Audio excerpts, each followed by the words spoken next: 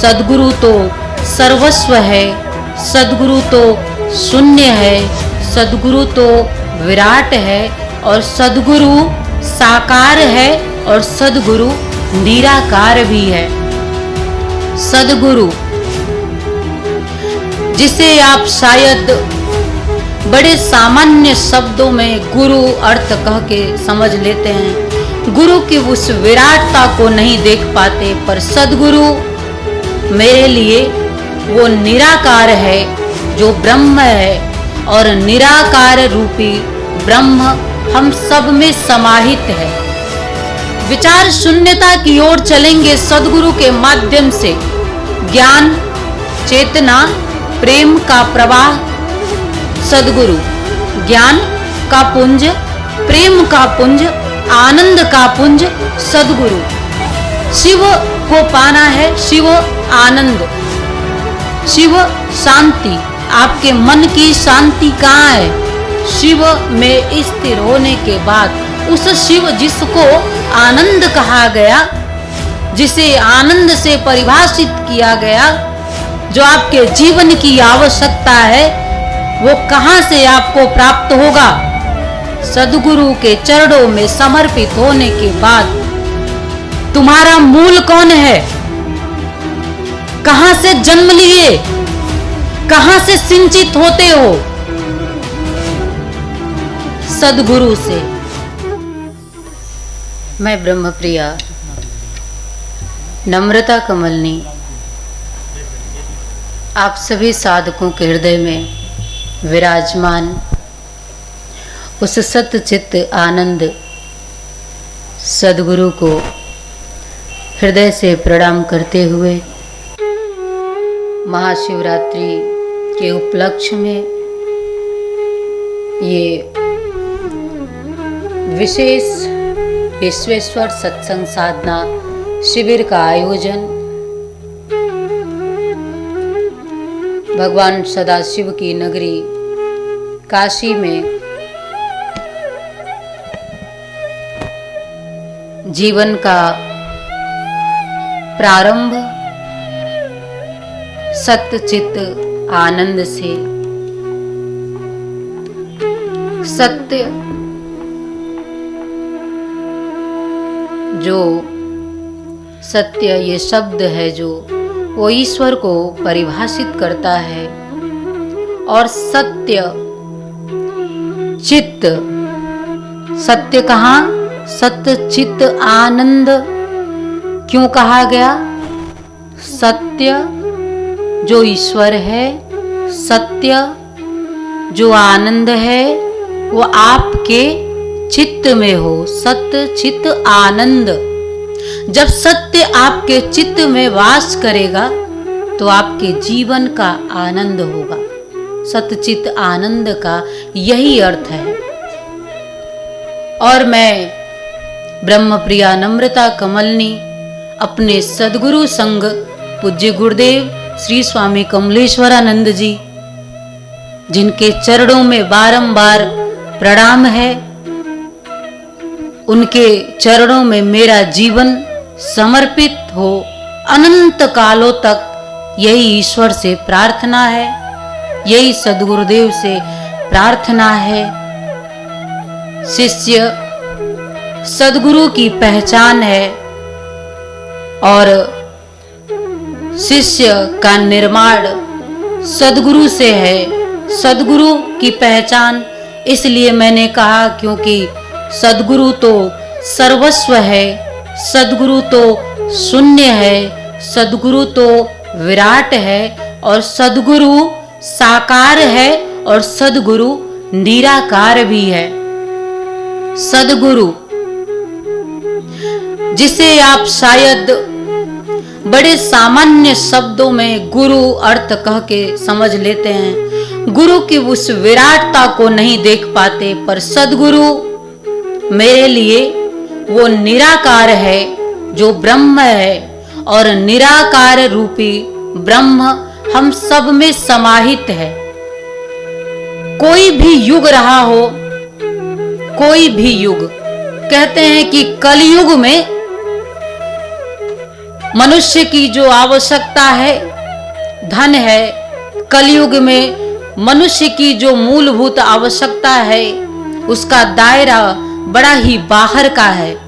पर मुझे ऐसा लगता है कोई भी काल रहा हो, हमेशा आपके जीवन का संचालन ईश्वर से है। जन्म ईश्वर से, जीवन का संचालन ईश्वर से, और उसमें समाहित होना जीवन का उद्देश्य है। विचार शून्यता की ओर चलेंगे सद्गुरु के माध्यम से। ज्ञान, चेतना, प्रेम का प्रवाह सद्गुरु, ज्ञान का पुंज, प्रेम का पुंज, आनंद का पुंज सद्गुरु। शिव को पाना है, शिव आनंद, शिव शांति। आपके मन की शांति कहाँ है? शिव में स्थिर होने के बाद उस शिव जिसको आनंद कहा गया, जिसे आनंद से परिभाषित किया गया, जो आपके जीवन की आवश्यकता है, वो कहां से आपको प्राप्त होगा? सद्गुरु के चरणों में समर्पित होने के बाद पूरा विश्व शिक्षित हो रहा है, पर संस्कार का धीरे धीरे लोप हो रहा है। पूरे विश्व के कोने से कोई एक व्यक्ति उठा करके बता दो, या कोई भी एक जीव जो बिना ईश्वर के संचालित होता हो, तो फिर तुम्हारे जीवन की मूलभूत आवश्यकता सिर्फ संसार क्यों हो गया? तुम्हारे जीवन की मूलभूत आवश्यकता ईश्वर है। जब तुम मरणासन शैया पर पड़े रहते हो, उस समय तुम्हें याद आता है ईश्वर। बड़ी विचारणीय प्रश्न है, शिक्षा का अर्थ क्या होता है? कि अपने मूल को खो दें? पेड़ अगर वृक्ष के जड़ को काट दोगे तो कब तक वो रहेगा? तुम्हारा मूल कौन है? कहां से जन्म लिए? कहां से सिंचित होते हो? सद्गुरु से, शिव से। तुम जिसे भी अपना इष्ट मानते हो, और किसी को अगर नहीं भी मानते हो, नास्तिक हो, मान लूं अगर तुम्हारी तरह, क्योंकि आज कलयुग, कहते हैं पुराणों में, शास्त्रों में ऐसा वर्णन है कि जब कलयुग आएगा तो मनुष्य के ऊपर घोर पाप छाएगा।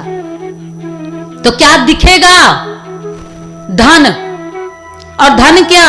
धन तो शरीर भी तुम्हारा धन है। ये आंखें तुम्हारी धन है। एक आंख तुम्हारी फूट जाए तब समझ में आए तुम्हारे पास क्या धन था। शरीर का कोई अंग जब खराब हो जाता है तब तुम्हें इसका अर्थ समझ में आता है। तो जीवन का धन क्या है?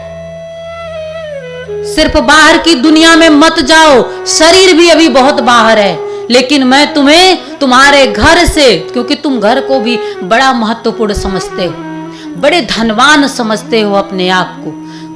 इतनी बड़ी दुनिया, उस परमात्मा की इतनी बड़ी संरचना, और एक जमीन का छोटा सा टुकड़ा अगर तुम्हारे पास हो जाता है, तुम खरीद लेते हो, तो अपने आप को तुम बड़ा ही धनवान समझने लगते हो। धन का एक छोटा सा हिस्सा माता लक्ष्मी को, जो पूरे इस संसार को चलाने की जो धन संपदा है, वो उसकी जो देवी है वो माता लक्ष्मी है, और तुम्हारे पास उसके द्वारा दिया हुआ एक छोटा सा टुकड़ा, क्योंकि जितना उसके पास है उससे तो देखो तो तुम्हारे पास बड़ा, मतलब इस नाखून से भी छोटा, एक सुई के नोक के बराबर तुम्हारे पास कोई थोड़ा सा एक टुकड़ा धन कहा जाता है। तुम अपने आप को बड़ा धनवान समझने लगते हो। देखना तो हमेशा ऊपर की ओर, पाने की इच्छा रखना तो हमेशा ईश्वर को, क्योंकि दाता कौन है तुम्हारा, कौन तुम्हें दे सकता है। और जीवन की पूर्णता को समझना, जन्म सिर्फ संसार में वैभव इकट्ठा करने के लिए नहीं हुआ है, सत्कर्म इकट्ठा करने के लिए हुआ है, सद्धर्म इकट्ठा करने के लिए हुआ है, सद्भाव को इकट्ठा करने के लिए हुआ है। तुम्हारे बैंक बैलेंस की पूंजी यही रह जाएगी। बड़े बड़े आए इस संसार में और यहीं से लिए और यहीं छोड़ के चले गए। तुम भी जानते हो सिकंदर का नाम, विश्व विजेता, अपने आप को विश्व विजेता समझता था। मैं तो नहीं समझती, क्योंकि जो अपनी इंद्रियों पे विजय प्राप्त कर ले, सचमुच वही विजय प्राप्त कर पाता है इस संसार में। नहीं तो इच्छा का अंत कहां है? जब अंत ही नहीं तो पूर्ण कैसे होगे? और उसने भी अंततः यही एहसास किया कि कुछ नहीं पाया मैंने, और इसलिए जाते जाते उसने, सिकंदर ने इस संसार को यह संदेश दिया कि देखो मुझे, विश्व विजेता सिकंदर खाली हाथ जा रहा है, तुम्हारे भी कफन में जेब नहीं होगी।